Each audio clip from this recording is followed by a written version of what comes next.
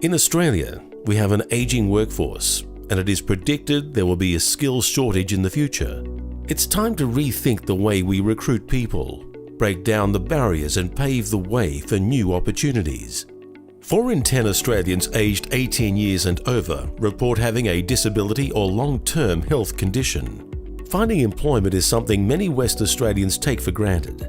For people with disability, finding, securing and retaining employment can be challenging.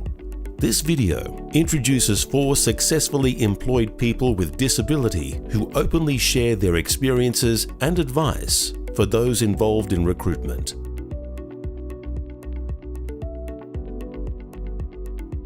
My name's Samantha Jenkinson. I'm a counsellor here at the City of Stirling. I also work as the Executive Director at People with Disabilities WA, which is the peak advocacy organisation here in WA.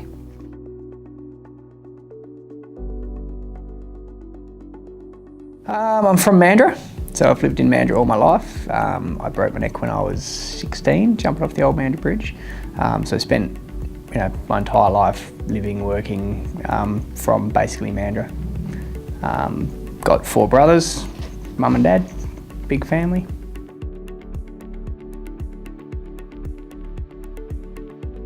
I am 63. I have 4 grown-up children and 6.5 grandchildren. I've worked since I was 15. I was a single parent most of the time. That's about all.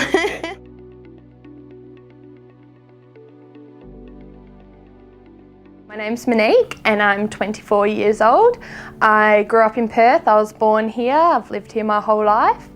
I've been working at the City of Stirling now for 4 years. The other very important thing about me is the fact that I have mental health issues.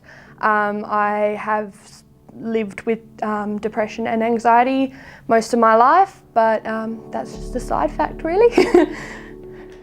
The principles for employment or recruitment of volunteers are the same for people with disability as those without disability. Common misconceptions and benefits of employment of people with disability. A person with disability won't be able to do the job. People with disability bring a range of skills, talents and abilities to the workplace. They work in all sorts of jobs and hold a range of tertiary and trade qualifications. People with disability have a clear understanding of their abilities and are unlikely to apply for jobs they can't do. A lot of times people sort of put you into a box of what they think you can do. Oh, you're in a wheelchair, you'd be really good at doing call centre work because you don't have to get up and go about. But in reality, people's abilities are extremely wide. And so for me, having worked as a case manager, I did outreach work, going out to people where they were living and in their homes. And that was something which my employer knew I had the ability to do. It was just about finding the right supports to make it happen. Adjustments to the workplace can be expensive. Simple and inexpensive adjustments are often all that is needed to help people with disability in the workplace. Assistance with the costs of making workplace adjustments is available through the Australian government. Often employers don't realise the schemes, things like modifications, funding and that stuff that's available. So I always make sure that, as a bit of a tool in my armoury, I guess, when I go for an interview or that type of thing, I always share that information with the employer to say, don't stress about, if there's no ramp at the back door or something like that, there is funding out there for us to get that fixed. As part of the workplace modifications, I got drag and dictate software so that I can do all of my emails and documents just through a headset and straight onto the computer, so it's going from voice to text. I can actually send emails out quicker than my work colleagues can. It's difficult to interact with a person with a disability. Use respect as your guide and treat all people how you would like to be treated.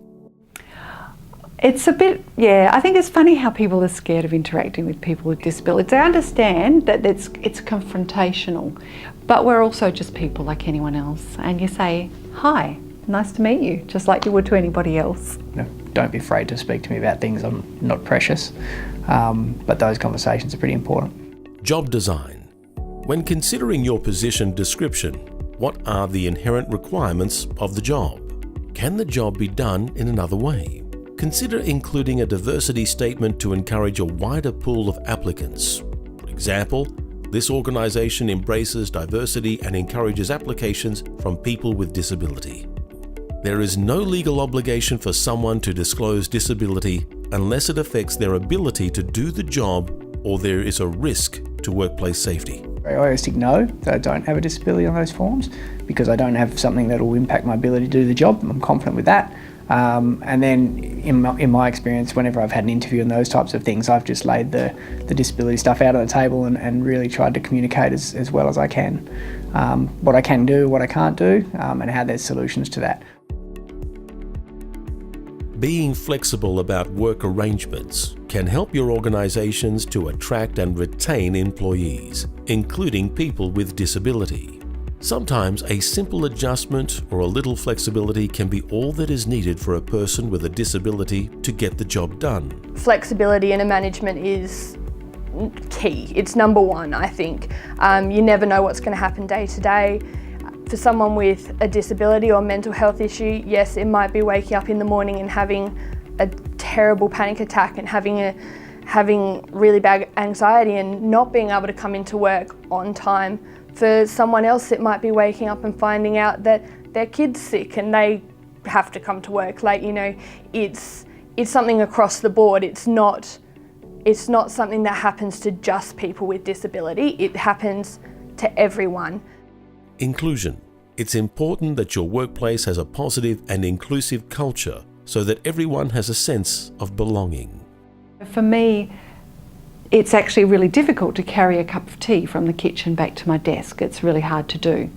And so the places where I've worked where I've felt really welcomed and where I think as a team we've worked well together is where the other person just automatically knows to go, oh, I'm going to get a cup of tea, do you want one too? So that ability to sort of not feel like people have to ask for everything that they might need help with, because it is just those little things which can make the big difference, and it's really hard to ask for help all the time. But if you can notice things like, well, actually maybe we just need to put the paper for the photocopier down lower where everybody can easily reach it. Maybe we'd just ask if Sam needs a cup of tea. And those are the things that make a difference to the whole team environment, I think. Employing people with disability contributes to the organization's overall diversity. Studies have shown that employees with disability are reliable, productive, and affordable. Smart employers recruit and welcome talent with disability. I would not have been able to get to where I am now if I didn't have my job. And I've seen it with other people as well, like it gives them a purpose in life and they're going to do the best they can for you because you have helped them so much. I see things from a different viewpoint because of the experiences that I have as a person with a disability. I literally see the world differently because I'm sitting at a different level to people. But that actually means that I'm looking at the world from a different perspective. I think it adds value and can be an asset. Just embrace it, I guess, is my best bit of advice. Really look at the person and let them prove themselves. It's very easy for people to judge people on what they look like, but yeah, give them a chance. For more information, visit the City of Stirling's website, www.stirling.wa.gov.au.